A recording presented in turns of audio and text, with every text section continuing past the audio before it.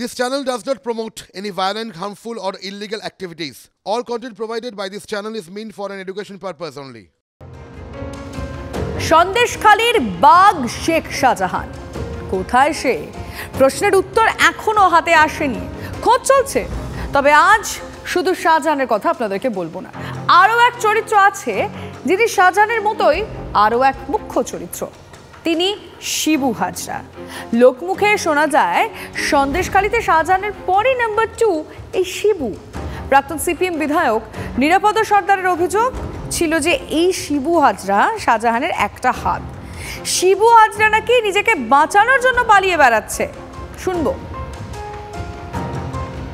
শিবু হাজরা তো শেখ শাহজাহানের একটা হাত, ডান হাত বলেন বা হাত বলেন। শিবু হাজরা সন্দেশখালী 2 নম্বর ব্লক সামলায়, ওই ব্লকের সভাপতিও। তাহলে ব্লকের সভাপতি দলের ওই ব্লকে যত টাকা পয়সা রোজগার করে, ইনকাম করে, দুর্নীতি করে, সব তার একটা অংশ শাহজাহানের কাছে জমা হয়। এটা হচ্ছে তাদের সিস্টেম। ফলে শিবু হাজরা এখন তো গা ঢাকা দেওয়ার চেষ্টা করছে। সন্দেশখালীতে বহু দুর্নীতির নাম আছে তার। যা কিছু রোজগার হচ্ছে শিবুর মাধ্যমে সব কিন্তু শাহজাহানের কাছে জমা হয়। শিবু এখন বুঝতে পারছে যে আমিও যদি বুক ফুলিয়ে ঘুরে বেড়াই, আমাকে যদি কোনোভাবেই যদি জিজ্ঞাসাবাদ করে, তাহলে তো বাকিরা সবাই ফেঁসে যাব আমরা। ফলে শিবু কিন্তু পালিয়ে বেড়াচ্ছে নিজেকে বাঁচানোর জন্যে। শেখ শাহজাহানের বাড়ি থেকে নির্বাচনী শংসাপত্র সংক্রান্ত যে নথি ইডি বাজেয়াপ্ত করেছে তাতে নাম রয়েছে এই শিবু হাজরার। অভিযোগ ওঠে শাহজাহানকে গা ঢাকা দিতে সাহায্য করছেন এই শিবুই। টিভি9 বাংলা খোঁজ পেয়েছে সন্দেশখালী নাম্বার 2 শিবু হাজরার। দেখুন, বিরোধীদের কাজ হচ্ছে কিছুটা উস্কিয়ে দেওয়া, এটা হচ্ছে ওদের কাজ। কারণ আমি গা ঢাকা দেওয়ার কি, আমি যে তাকে গা ঢাকা দিতে বলবো কারণ কি? তিনি যথেষ্ট বুদ্ধিমান লিডার। কিভাবে তার আইনি ব্যবস্থা, কিভাবে তার তিনি যে সঠিক কিনা তার প্রমাণ দেওয়ার জন্য তিনি তার আইনি ব্যাপার। শুনলেন তো, শাহজাহান বুদ্ধিমান নেতা, তাই তো বুক ফুলিয়ে এখনো শাহজাহানের পাশেই দাঁড়াচ্ছেন শিবু হাজরা। কার কি অবস্থায় আছে না আছে, কিভাবে ইডি তার তদন্ত করছে সেটা তো আমার জানা নেই। এবং আমার মনে হয় না রেশন দুর্নীতির ব্যাপার যেটা বলছে, কিন্তু রেশনের সাথে কিভাবে যুক্ত আমি ঠিক মাথায় আসছে না। দেখুন, উনি আমাদের লিডার, মানে তার পাশে তো থাকবে। আমরা তৃণমূল কংগ্রেস করি, মানে তিনি এখনও তৃণমূল কংগ্রেসের লিডার, মানে তো তার পাশে তো থাকতেই হবে। আইনি অবস্থায় যেটা হবে সেটা আইনি ব্যবস্থায়, কিন্তু এখনও পর্যন্ত তিনি তৃণমূলের লিডার, মানে তৃণমূলের লিডারই আছে। এখন শাহজাহানের বিরুদ্ধে করা পদক্ষেপের আগে সুযোগ দিতে চায় ইডি। সূত্রে খবর, 29শে জানুয়ারি হাজিরা যদি এড়ায় তাহলে কিন্তু আবারও সুযোগ দিতে চাইছে ইডি। সেদিন হাজিরা যদি এড়ায় তাহলে আরও 2খানা নোটিশ পাঠাবে ইডি। আর তারপরও, মানে এই 3খানা নোটিশের পরও যদি হাজিরা না দেয় তাহলে শাহজাহানের বিরুদ্ধে কড়া পদক্ষেপ নেওয়া হবে, এমনটাই খবর এজেন্সি সূত্রে। আইনি পরামর্শ মেনেই পদক্ষেপ করতে চাইছে এই মুহূর্তে এনফোর্সমেন্ট ডিরেক্টরেট।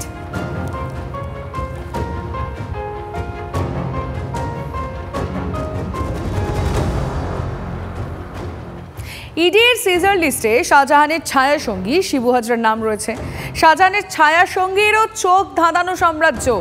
জেলিয়াখালীতে বাগান বাড়ি, পোল্ট্রি ফার্ম শিবুর রয়েছে, মাছের ভেড়ি, বিশাল মার্কেট, আর কি কি আছে বলুন তো? আর এই লিস্ট এখনো শেষ হয়নি। ডিটেলে জানাবেন আমাদের প্রতিনিধি, একেবারে সরাসরি রয়েছেন সৌরভ দত্ত। সৌরভ, কি কি রয়েছে, মানে তালিকা কোথায় গিয়ে শেষ হবে, কি জানা যাচ্ছে এই শিবু? দেখো, বিরোধীদের বক্তব্য হচ্ছে যে শেখ শাহজাহানের পাশাপাশি শিবু হাজরা, শুধুমাত্র শেখ শাহজাহান কেন, শিবু হাজরার সম্পত্তির তালিকা কেন দেখানো হচ্ছে না, এই প্রশ্ন যেমন বিরোধীরা করছিলেন, এই প্রশ্ন কিন্তু শেখ শাহজাহানের অনুগামীদের মধ্যেও ছিল। যেমন তাদের মধ্যে এই প্রশ্নটা ছিল যে গত 20 দিন ধরে শেখ শাহজাহানের অনুপস্থিতিতে এই ব্লকের যিনি অভিভাবক হয়ে রয়েছেন শিবু হাজরা, তিনি কেন একটি শব্দ বলেননি। TV9 বাংলায় শেষ পর্যন্ত তিনি তার বক্তব্য জানিয়েছেন, অবস্থান স্পষ্ট করেছেন। কিন্তু শিবু হাজরারও যে সমান সম্পত্তি আছে সেই প্রশ্ন কিন্তু তার খতিয়ান শেখ শাহজাহানের অনুগামীরাই কিন্তু তুলে দিচ্ছেন। এবং সেখানে মাছের ভেরি যেমন রয়েছে, বিঘার পর বিঘা ভেরি, জেলিয়াখালী, দামাখালী, সন্দেশখালীর বিভিন্ন অঞ্চলে পোলট্রি ফার্ম রয়েছে, তার মার্কেট রয়েছে, ধামাখালীর বুকে তার হাজরা এন্টারপ্রাইজ রয়েছে, সেই সমস্ত মার্কেট। অর্থাৎ তারা বলতে চাইছেন শাহজাহান অনুগামীরা যে সব সম্পত্তি শেখ শাহজাহানের এমনটা নয়, শিবু হাজরারও সম্পত্তি রয়েছে, সেই সম্পত্তিগুলো কেন দেখানো হবে না। বিরোধীরা অভিযোগ করছেন এই সম্পত্তি দুর্নীতির আয়ে অর্জন করা হয়েছে। শিবু হাজরা তিনি নিজে অবশ্য বলছেন তিনি নিজে ব্যবসাদার এবং ব্যবসা করে তিনি অর্জন করেছেন।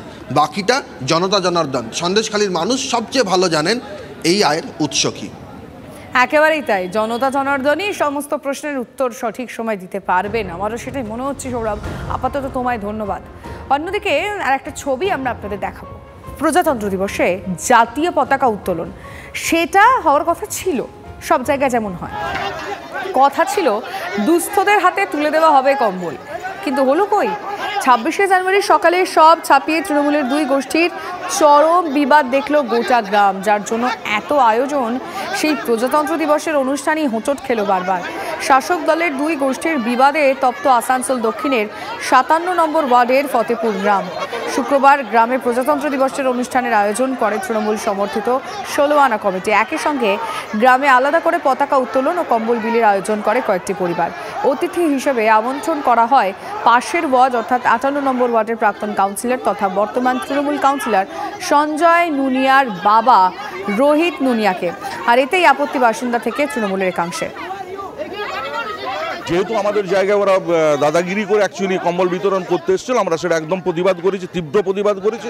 সে করতে পারি, আমাদের 57 নম্বর ওয়ার্ডের নয় 58 নম্বর ওয়ার্ড থেকে এসেছিল, এসে আমাদের জায়গায় অকুপাই করে একটা তৈরি করেছে, মঞ্চ, স্টেজ।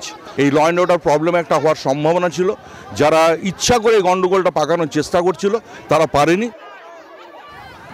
এবারে প্রথম নয়, এলাকাবাসীর দাবি বারবার নিজের ওয়ার্ড ছেড়ে পাশের 57 নম্বর ওয়ার্ডে প্রভাব খাটানোর চেষ্টা করেছেন রোহিত নুনিয়া।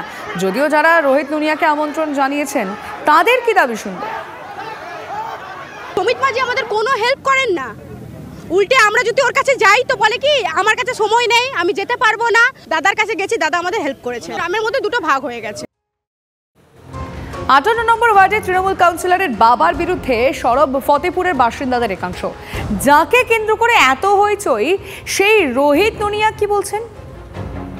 চিফ গেস্ট যাকে ভালো লাগবে সে তাকে ডাকতে পারে, এটা তো নয় কি মোটামুটি যে কাউন্সিলর আছে তাকেই নিয়ে সব কিছু চলতে হবে। যার ওয়ার্ডে এত গন্ডগোল, সেই 57 নম্বর ওয়ার্ডের তৃণমূল কাউন্সিলর সমিত মাঝির অভিযোগ শুনুন। ওয়ার্ডের কেউ এসে পড়ে এখানে এইভাবে যে ফ্ল্যাগ হোয়েস্টিং করবে, এখানে যে বস্ত্র বিতরণ করবে, সেটা তো উচিত না। ইস্যু হচ্ছে যে এখানে এসে আমি যত জমি ঘর বাড়ি সব দখল করব। উত্তেজনা চরমে থাকা পতাকা উত্তোলনের স্তম্ভ অন্যত্র সরিয়ে নিয়ে যায় পুলিশ। সেখানেই পতাকা উত্তোলন করেন রোহিত নুনিয়া। এলাকার বাইরে হয় কম্বল বিলি। অন্যদিকে ক্লাবের সামনে আলাদা করে জাতীয় পতাকা উত্তোলন করেন 16 আনা কমিটির সদস্যরা। দুই তরফেই চলে স্লোগান পাল্টা স্লোগান। যদিও ঘটনায় অতটা আমল দিতে নারাজ পশ্চিম বর্ধমানের তৃণমূল জেলার সভাপতি নরেন্দ্রনাথ চক্রবর্তী। এত ছোটখাটো ঘটনা হতে পারে, মনোমালিন্য হতে পারে, আমি দেখছি ব্যাপারটা কি। ওখানকার কাউন্সিলরকে জিজ্ঞেস করছি, ফতেপুরের কাউন্সিলর থেকে ভালো ছিল, আমি খবর নিয়ে নিচ্ছি। ওখানকার যে আমাদের ব্লক প্রেসিডেন্টের কাছেও খবর নিচ্ছি, দেখে নিচ্ছি কি ব্যাপারটা আছে।